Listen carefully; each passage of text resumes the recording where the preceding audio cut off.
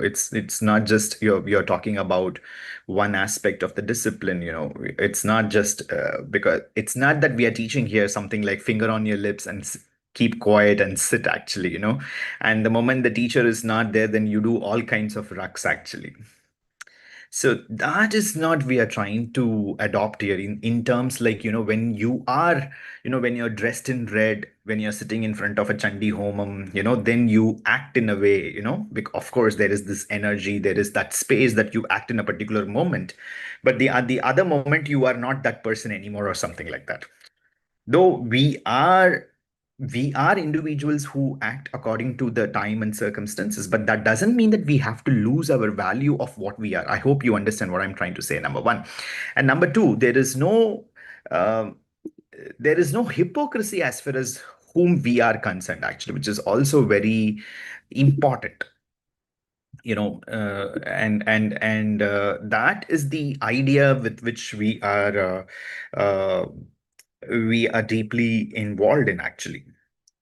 And and that is what is the transformation I'm talking about. And the traditional learning that we are trying to attempt here in the Mahavidyalaya combines definitely modern education with the traditional Gurukula values.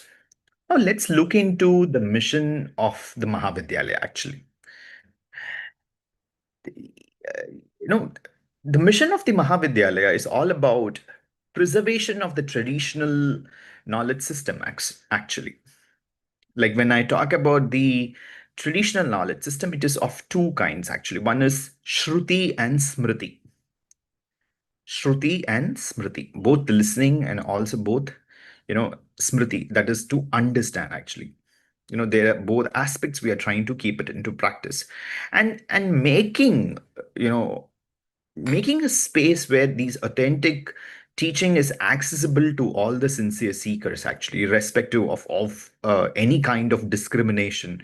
If people are really willing to learn actually, and we give that space for them to learn actually, and creating a serious students or vidyarthis, particularly within the Shakta tradition, actually, because that is what is the entire idea. Because if we have to really put ourselves into a one large branch of understanding, like we have Shaiva, we have Vaishnava, we have the Ganapatya, we have the Kaumara.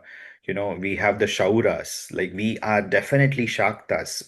We are trying to learn a single integrated idea of Devi being the supreme, and that Shakta traditions, which it is not even that we are. This is something very interesting, students. We have to understand. We are not even here talking about Sri Vidya, because Sri Vidya is very one small aspect within the Shakta system. Actually, we are talking about a larger space of philosophy here. Actually, a larger blend of philosophy, that is Shakta tradition, with the concept of Advaitam actually, with the concept of Shakta Advaita, if I have to put it across actually. What is Shakta Advaita? This is, Shakta is in itself is an ocean, and Advaita is another ocean. So we really need to get dwelled into it. But as of now, you understand that the Shakta traditions, this, which is Shakti Pradhana Tattva, we are focusing upon the Shakti Pradhana Tattva. And Shakti Pradhana Tattva, what we are trying to do, encouraging studying, we are encouraging to study actually.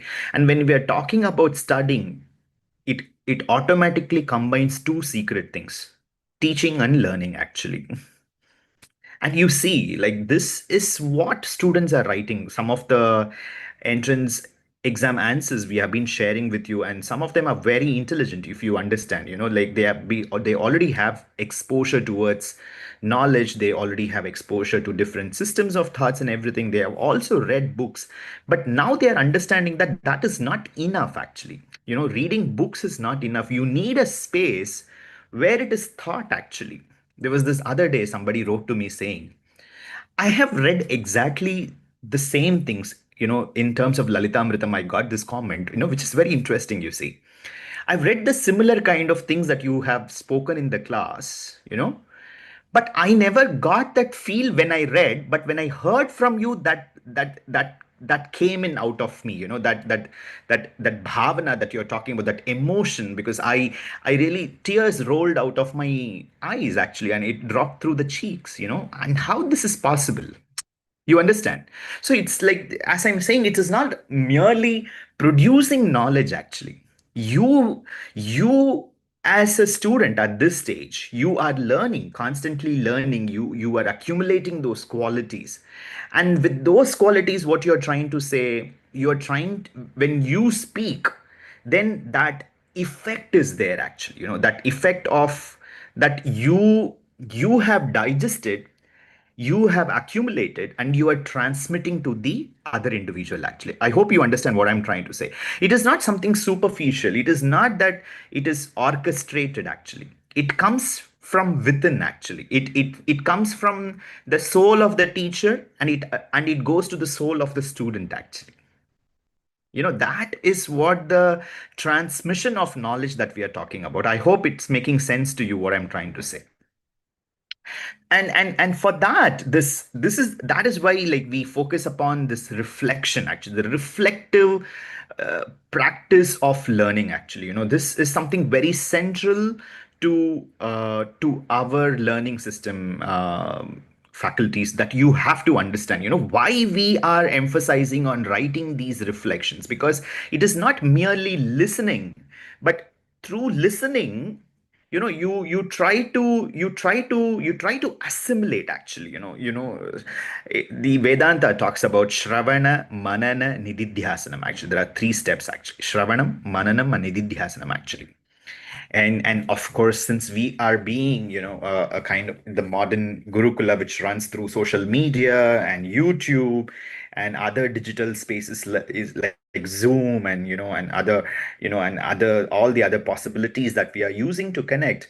These reflections, we are trying to ask, students to write in a one particular place, and we are trying to understand what they are trying to say, and we are trying to bring in that kind of reply to them. And that's what even I was telling to all of you. Like, most of you, you're all so hardworking that you actually summarize my entire, lecture, and put it across in the Facebook actually, which is good, but it is actually, it is not needed. You just bring away the takeaways, that which aspect you really, it touched you, and you give me a space to talk about it. You understand? Otherwise, if you actually summarize my entire lecture and put it back in the reflection, I don't have anything further to say. You understand what I'm trying to say?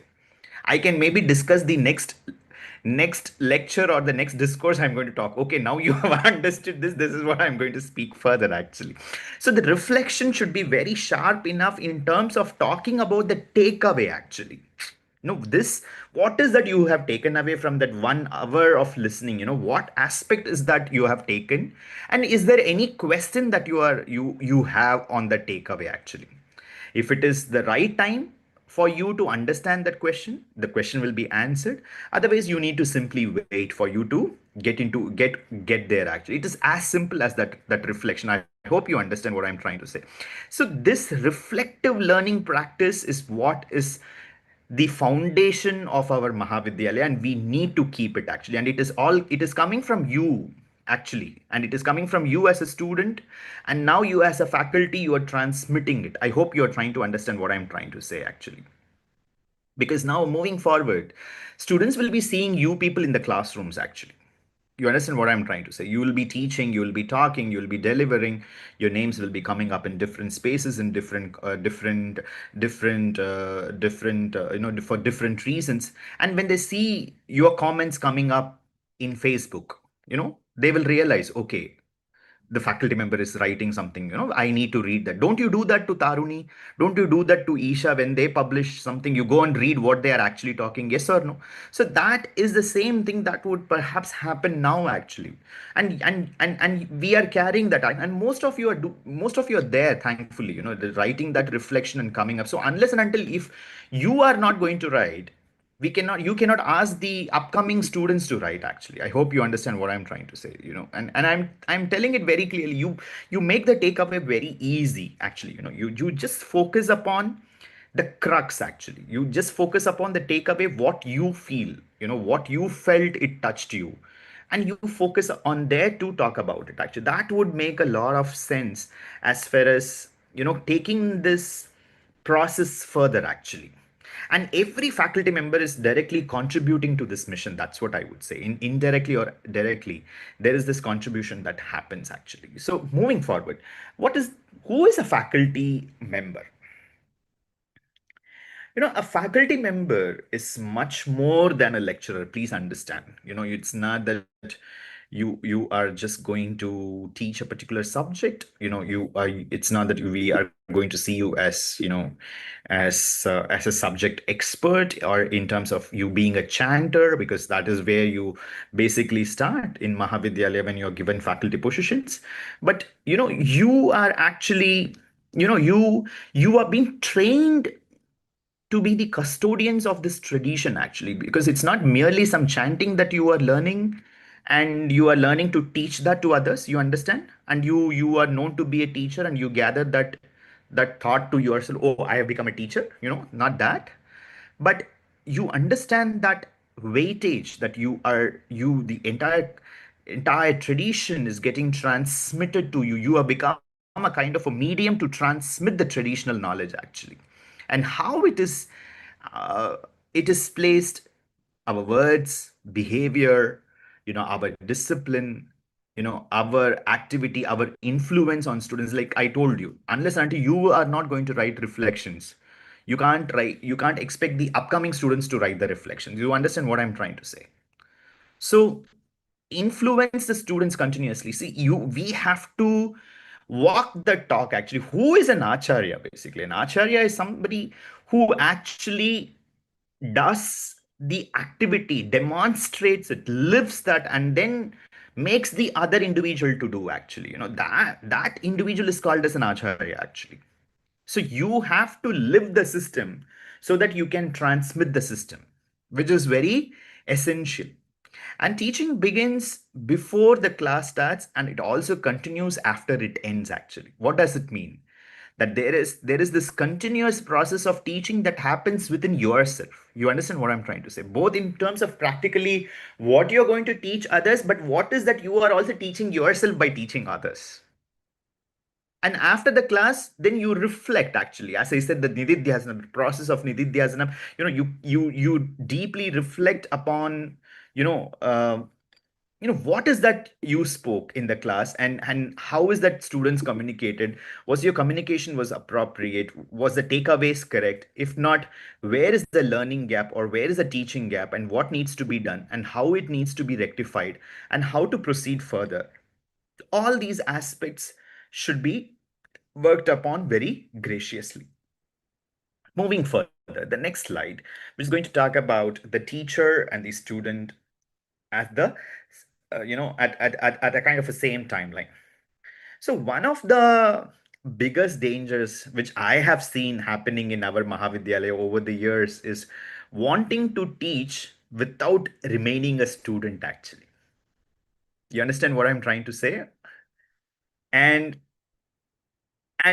also, by teaching, they have eventually thought to themselves that they have learnt everything actually. And that is really a disaster. You understand what I'm trying to say? You can be a good teacher, there is no doubt, but that doesn't mean that you have become you have become the knower of the knowledge. You understand what I'm trying to say? That is something very important which we all should understand, because learning never ends in a Gurukula system actually.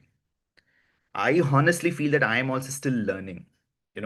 I don't feel that my learning has actually ended. I keep every day I keep learning, and with all humility, you can see that through my post actually. Every day I keep posting, I keep learning, I keep reflecting, I keep praying, like what is the idea that is coming out of it, how to derive it, how to understand, how to put it across in a way that it fits with the shastra, and it doesn't offend the entire larger ecosystem of the spirituality or the religious understanding, and how to put it across, and how it can be transmitted. So it is a constantly learning process actually. And you take it up actually, and you take it up in a very gracious manner, and every teacher must remain a student. must remain a student. Before whom? Before three things: before the Guru, before the Devata, and before the Shastra. Very important. The Guru, Devata, and the Shastra. And how this happens, students? Whenever you connect with students, when you talk, you should always talk in relationship with your teacher. Actually, my teacher told this. Actually, you know this is what this is what the teacher has given the example. I remember those aspects. This is what has been said. And if you see, like, I also speak in that same language, yes or no? My Gurunathar said, this is, and I've even heard Taruni's classes actually. Taruni will keep referring to Guruji has said this. This is the way Guruji will explain. This is the way Guruji will teach. This is the way he told me actually. That continuity should be there actually. That you should never become that independent entity to put your stand actually. I hope you understand what I'm trying to say. And moving forward, you are all new to teaching now, and of course you will be prepping yourself for properly for teaching. You will be submitting your lesson plans, and you will be understanding what you are going to do and everything. If there is any place you get stuck in the class that you are not able to do, it's fine actually. You can say that, I am not prepared for this portion. Maybe I'll come back the next time to give clarity on this. I'll discuss with Guruji and I'll discuss with the senior faculty members, and then I'll come back. You understand what I'm trying to say? If at all, if there is something arises like that, maybe I don't have the answer for it right now. So that humility is very important actually, to be that faculty as far as Mahavidyalaya is concerned. you know and there is nothing wrong in saying that I don't know actually. When I don't know, I don't know actually. How can I know without how can I claim something which I when I don't know actually. So that is what the space is all about. You keep learning.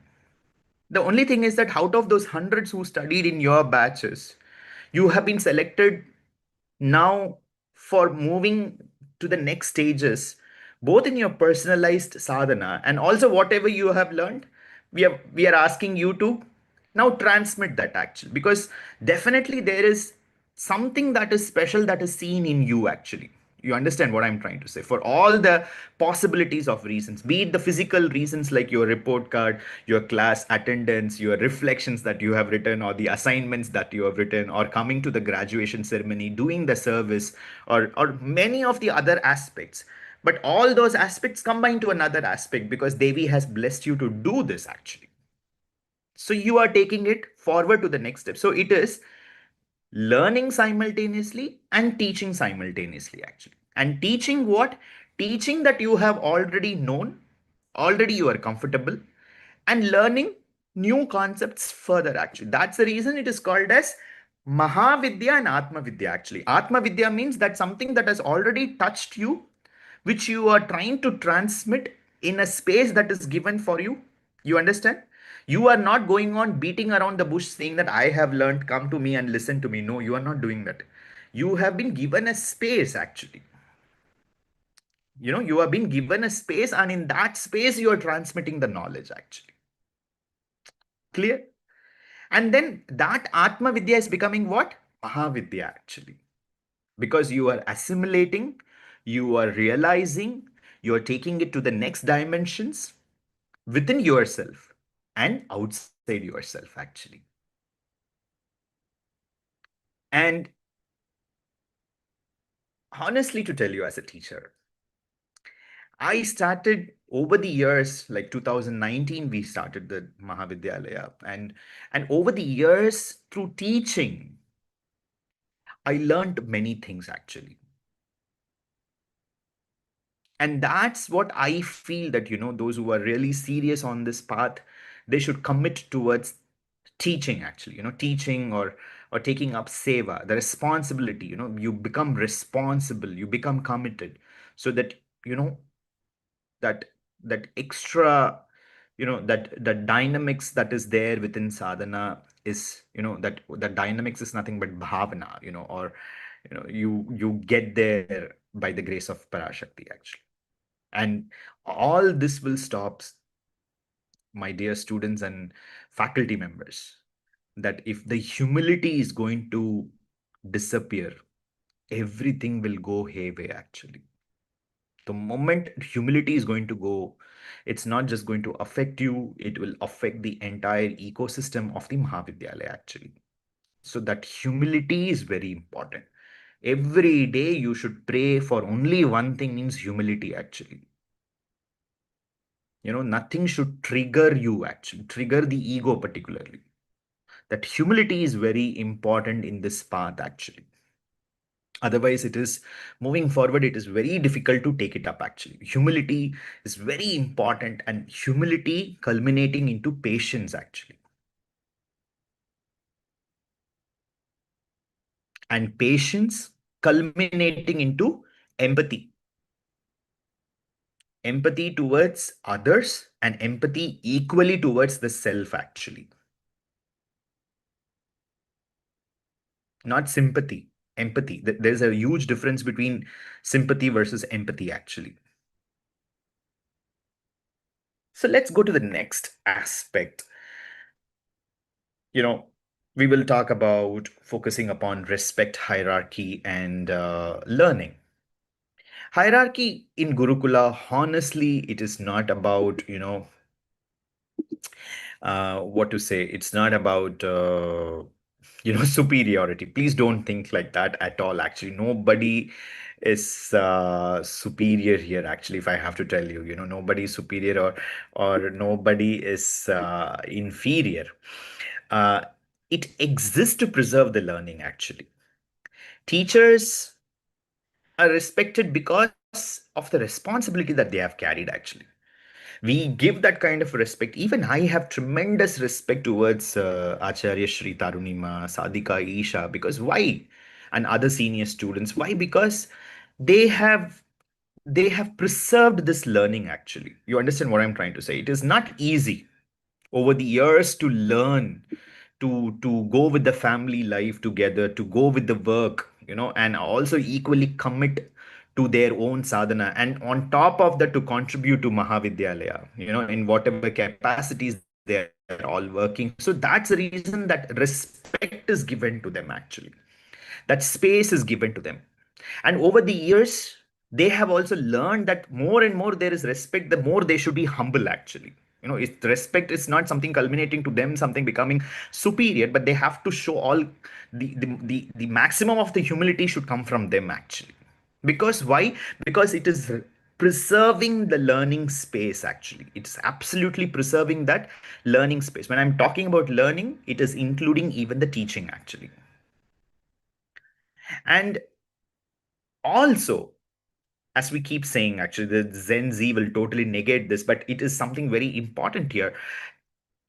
The seniors, the Vidyarthis who have already gone through this process is actually respected because there is some kind of experience is there for them, and we respect them for that experience actually.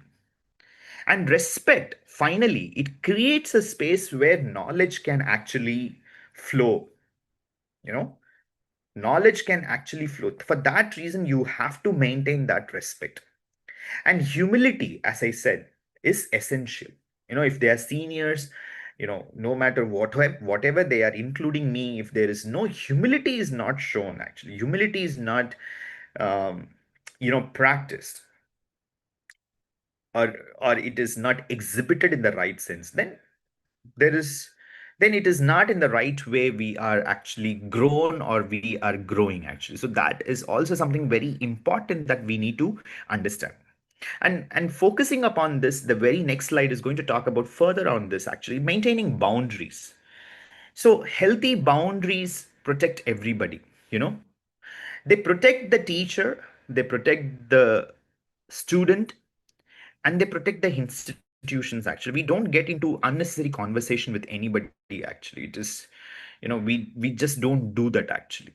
And if you'd have seen, like, I would have been the last person who would have spoken anything with any one of you through WhatsApp chat messages or something like that. Actually, I just don't get there and all. Actually, though constantly we are in WhatsApp working through many things and everything, but I just don't get into that personalized interactions. Why?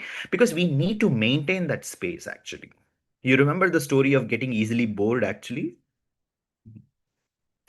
So that should not. So the more there is access, the more the boredom is, the more boredom is in space, actually. So you keep that surprise, you keep that spark always together, like, and it keeps moving further, actually. That's actually the secret here. So they protect the teacher student and the institutional relationships that are there in place, actually. And you should learn that moving forward, if any student is going to come in touch with you, if they are going to find your numbers, or they are going to text you in Instagram or Facebook or wherever it, because these are the spaces where we are visible, you should simply say that I am not the authority to answer. Please don't text me further. You have to text to the academic coordinator of the Mahavidyalaya. That's it. No communication, actually. No direct communication. Faculty shouldn't should be approachable but not familiar, actually. And now at this stage, you are all in the training process, assistant faculties, assisting the faculties to do work, actually, and assisting rather the principal acharya to deliver the deliverables that we are actually promised to the Mahavidyalaya.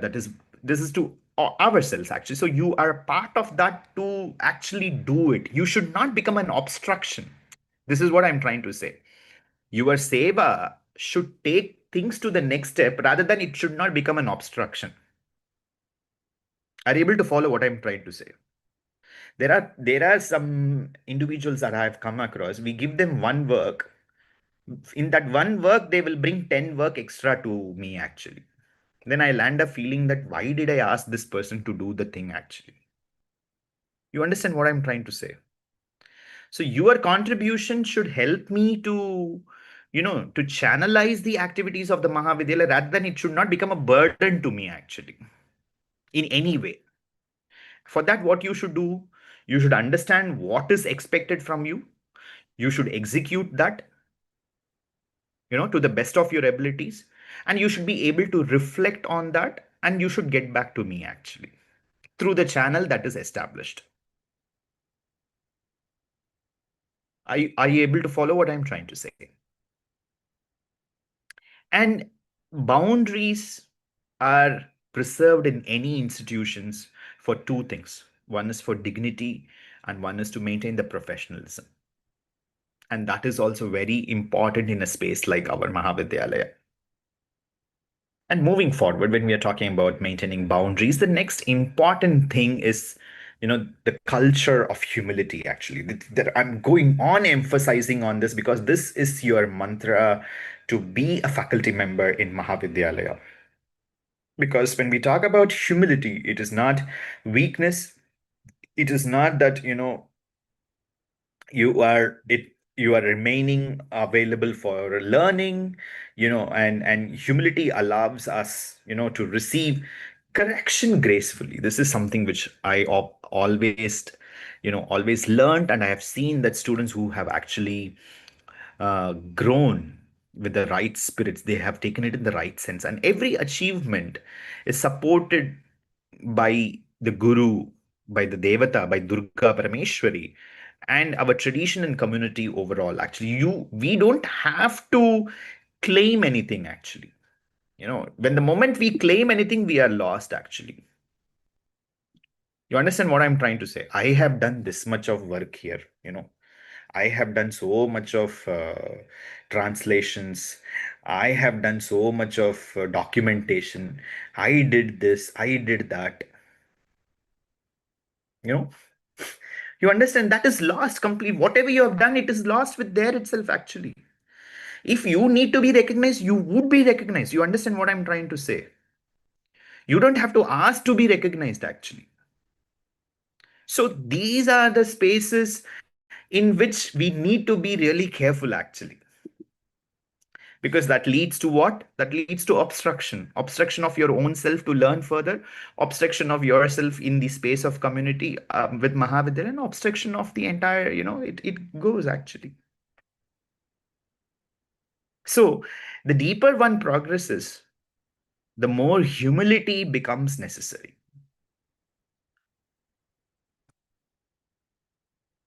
The next, This is something very important. Just because of the reason, if I have to put this slide in a one single sentence, just because of the reason you are teaching, you cannot land up saying that I don't have time for my own sadhana. Okay.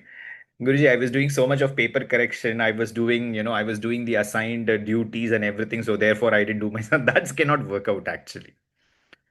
It has to go hand in hand actually. Your personal spiritual practice is part of that teaching assignment that you have been given actually, or becoming a faculty member, you know, and it must be lived through the process actually.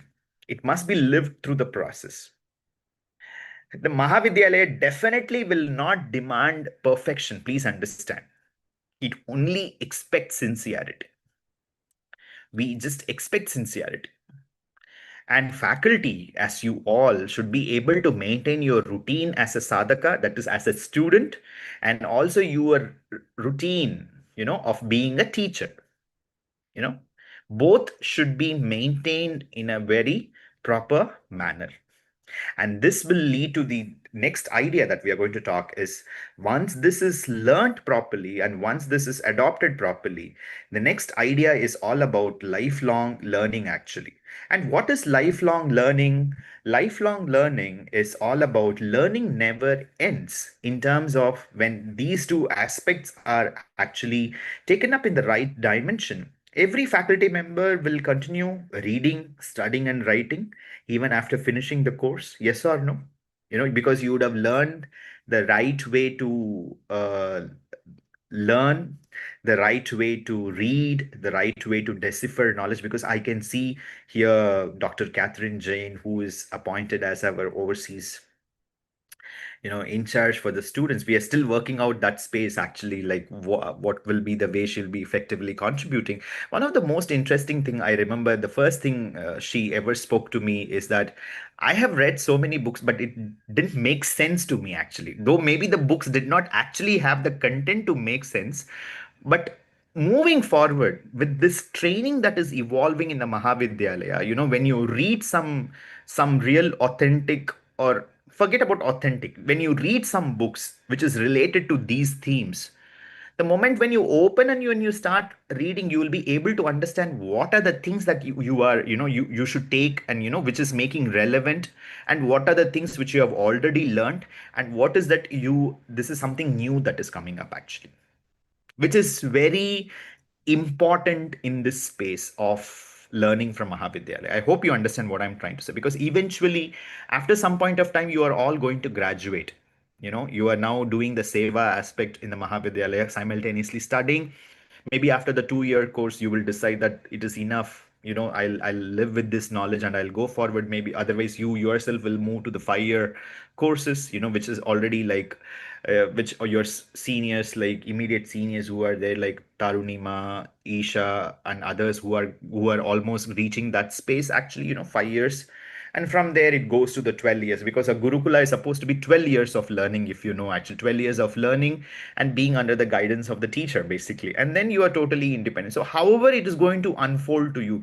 But even this 2 years of learning, 2 years of the foundations that you are learning, moving forward, when you read something, because that's what I was connecting with Dr. Catherine Jane. So, moving forward, when you actually read something, you know how to make sense of what you are reading actually, and how to take out those deliverables actually.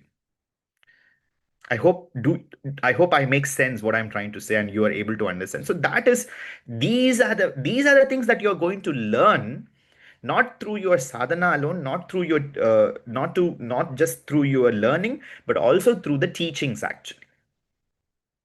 And which is going to be a very interesting part of being a lifelong learner in sadhana, because the moment you're going to stop learning, the sadhana will become boring actually.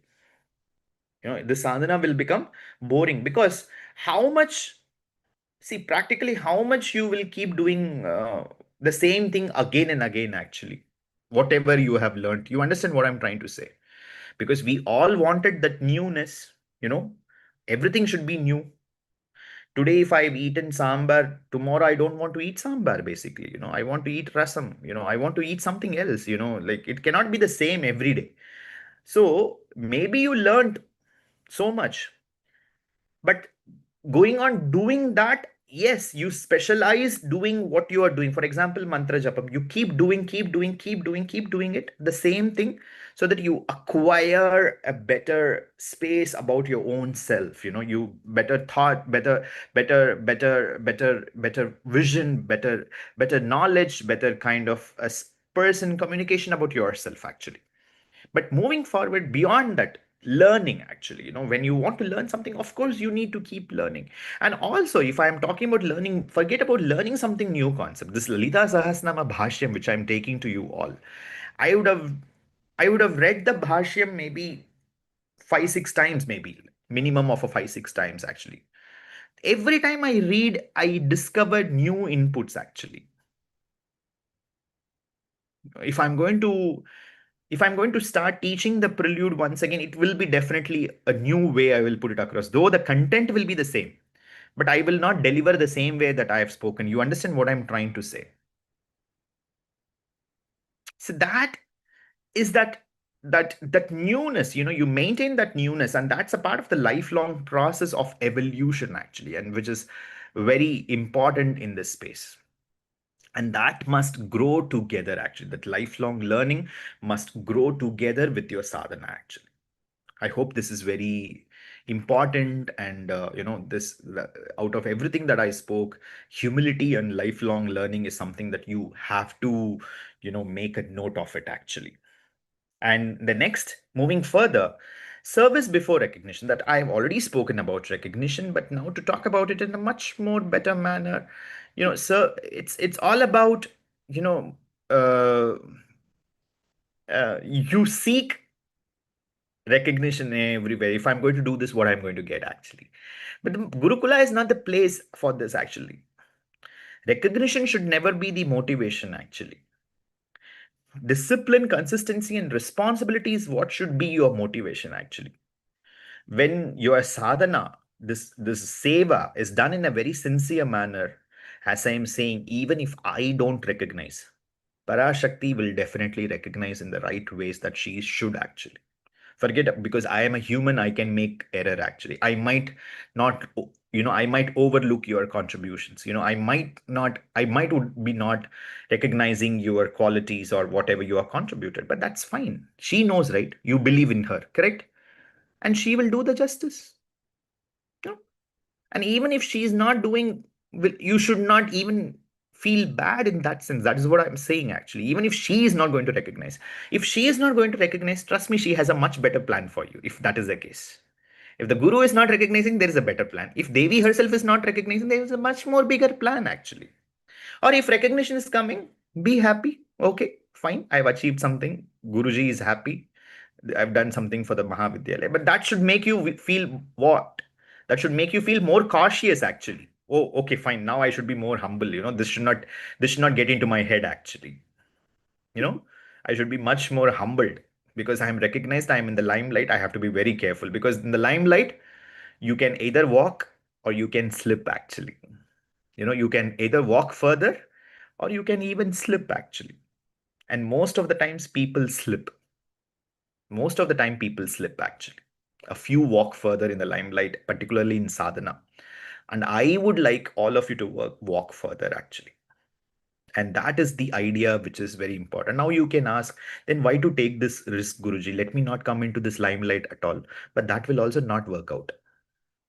You understand what I'm trying to say? Because you are chosen for a specific reason. And if you're not going to fulfill those reasons, what will happen? There is again an accumulation there. Understand what I'm trying to say? You cannot see, this is a very important thought. The balance, it's like walking on a knife.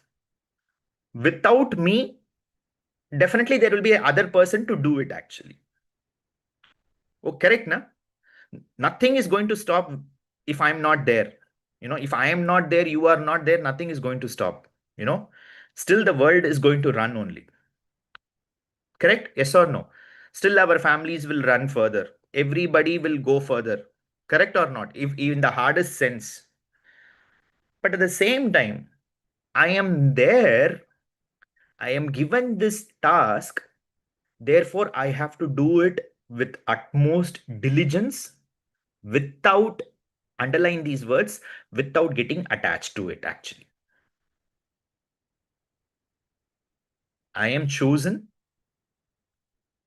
okay, with all humility and grace, I've recognized that, and I'm doing it without attachment because it is a call that is given to me. Till the time I'm going to do, I will do it. And if I'm not going to do, still I'm going to be the same person actually. Nothing is going to change actually. You understand what I'm trying to say? This is a very important attitude actually. This is a very important attitude. If I am there, therefore I'm doing. Even if I'm not there, it will continue. It's fine. I'm given a space. Okay, I am a Bhagyavan. So let me, for that Bhagyam, I have to have Yogyam. Yogyam means, you understand? I am the right person. No? Then I have to maintain that righteousness actually. Because if I am chosen to be the right person, then it is my duty to maintain that righteousness actually. And if I'm not asked to do, it doesn't mean that I have lost that righteousness. It means that there is something else that is coming up to me actually. And I will move forward for that actually. That is the idea. And moving further, academic expectations, you know, we are having regularity and punctuality, the preparedness for the classes, professional communications, maintaining the language communication, which is very important. Moving forward, you all will be not sending personal messages to Isha, because you whatever you talk, it is all related to Mahavidyalaya. We have created communication channels, and you will be putting in those communications only, because now you are all being recognized as a faculty, and you should put it in the required spaces, so that I'm also informed with what you're asking. Though Isha might be answering, but I also know what is the conversation that is going on. I might intervene, and I might myself answer to you directly actually, what I'm trying to say. All communications must have preparedness in terms like what you are going to, what is that you are going to convey. You should have a very clear idea, because it is not that some kind of a casual WhatsApp communication that you are going to do actually. I hope you are able to understand. And that's the same thing that should be reflected in the class also. Academic integrity is very important, and integrity in terms of, you follow the paddhati. You don't do anything independently. You follow the traditions of our Gurukula and Mahavidyalaya. And consistency in teaching standards is very important actually. You should not, one class you have taken something brilliant, and the other class you are so, you are so bored with your own life that you are coming and exhibiting that boredom in the class actually. That you should not be doing. You should maintain that pace of teaching. You understand what I'm trying to say? And that preparedness and teaching should never become casual. That is the academic expectations, which is outrightly put in. And mentorship expectation, that the moving forward, it is definitely different from, uh, it's not about being controlling. It's all about, you encourage growth. You must provide constructive feedback. Moving forward, you will be taught those things in the next levels. When you would be appointed to become examiners, you will be taught about how to give constructive feedback. You remember, I gave you feedback actually. You remember for your exams how I gave you the feedback. So you should you will be taught those ways of giving constructive feedback. And the mentor supports independent thinking, which is very important. And also the goal is to help students to become capable and confident learners actually. Now it's early stages for you all, because you are all, as I said, like training to be assistant faculty. But moving forward, we will teach you those dimensions also. We will have spaces to understand those dimensions. And number 15, the next slide, is very important. One of the constitution rules of our Mahavidyalaya, that equality within the Mahavidyalaya is very important, because students come from very diverse backgrounds, social status, profession, education, religion, caste, creed. gender, even sexuality should not be an issue for any one of us, and we should not give them any kind of a alternative treatment. You understand, which is very important. The moment you are going to have a very differentiated opinion on somebody, in your mind, and you're going to teach that person or you're going to talk to that person, I'm pretty sure Bhagavati will not be pleased with you or me actually. If we cannot see them as just fellow human beings and we have to see them for what they are, then we should really work out on what sadhana that we are doing actually. And that is something very strictly prohibited in our Mahavidyalaya, and every student deserves dignity and fairness, and that is a true measure to treat a student in our Mahavidyalaya. And responsibility means, and these are all the foundational responsibilities of becoming a faculty member actually. And this will culminate to what is called as preserving the traditions. That is, this is what we have been trying to do from generation to generations, and we must preserve this actually, and we should take it forward. What survives today is what is the knowledge for tomorrow. And we are preserving what we are preserving the four foundations of the Gurukula system, which is learning, discipline, humility, and culture. These are the four foundations of the Gurukula, and we must, keep up with this in very important ways of transmitting not just knowledge, but uh, this entire tradition is getting transmitted in a very systematic manner. And now coming to this, like, I'm giving you a few questions, like maybe you can think about it actually. We will send the slides also for you. Like, you know, the question is not only what am I teaching, what culture am I helping to create? Students remember our character long before they forget our lectures, actually. You understand what I'm trying to say? What is that you remember about Taruni, if I have to ask you? Or what you remember about me, if I have to quickly ask you? Maybe you should unmute them.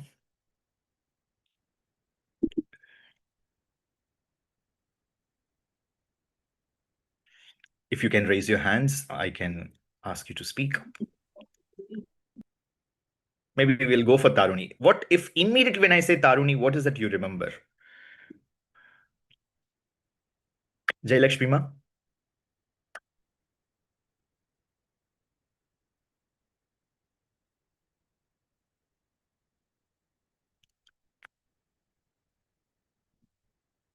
You can unmute.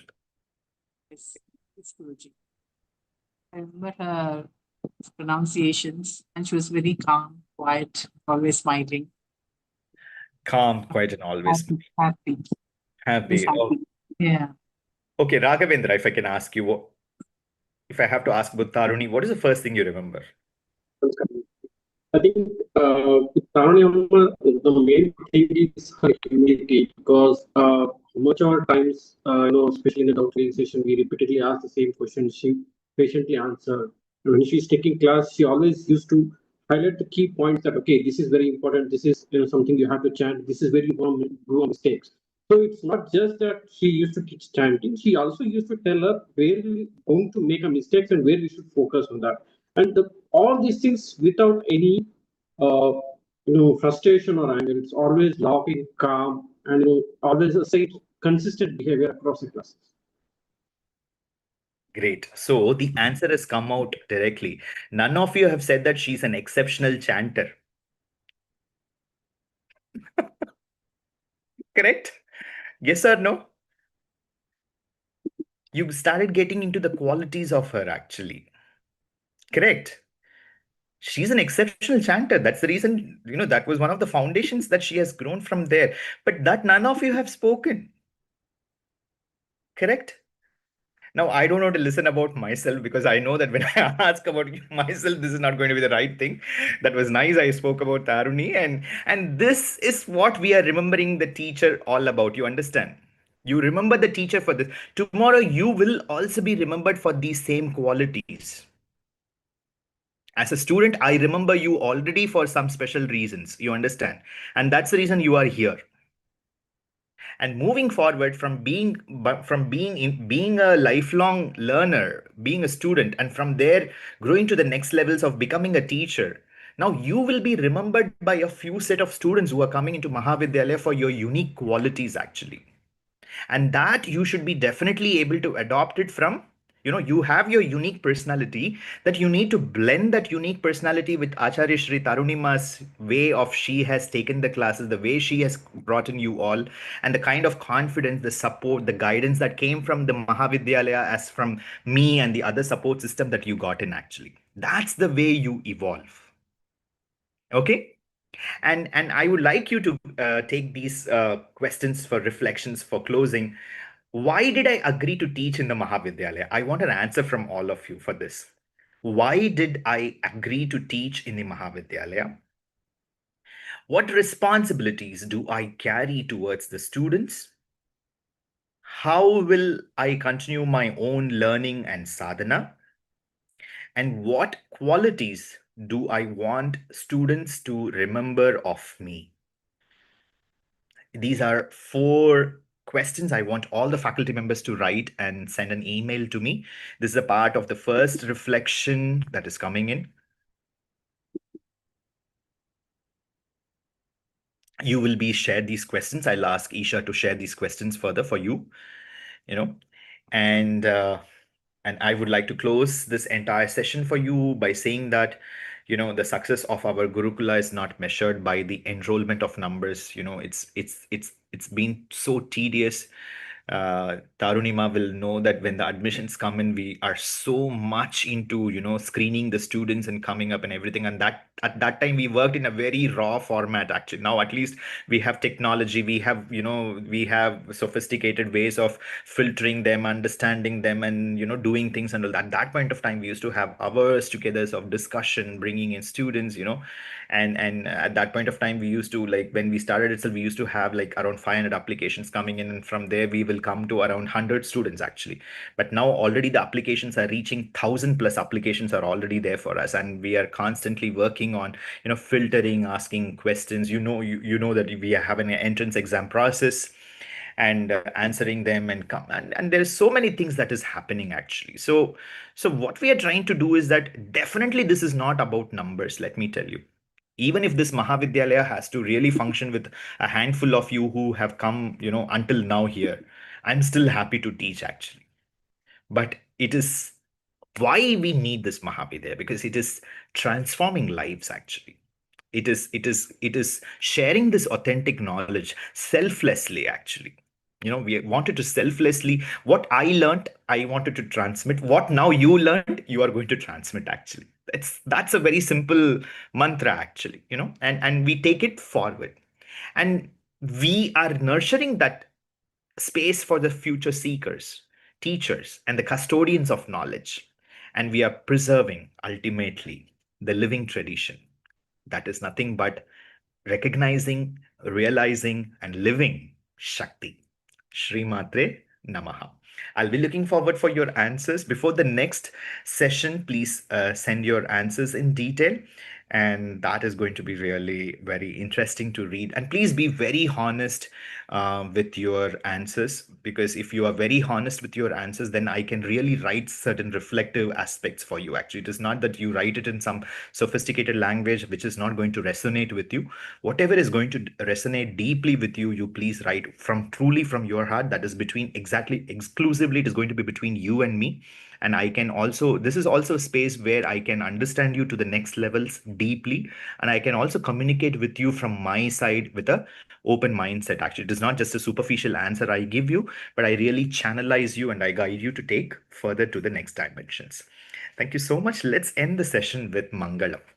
सर्वमङ्गलमाङ्गल्ये शिवे सर्वार्थसाधिके शरण्ये त्र्यम्बके गौरि नारायणि नमोऽस्तु ते जयन्ती मङ्गला काली भद्रकाली कपालिनी दुर्गा क्षमा शिवा धात्री स्वाहा स्वधा नमोऽस्तु ते ॐ शान्तः शान्तः शान्तिः सर्वं श्रीचण्डी महालक्ष्मी अर्पणमस्तु तथास्तु.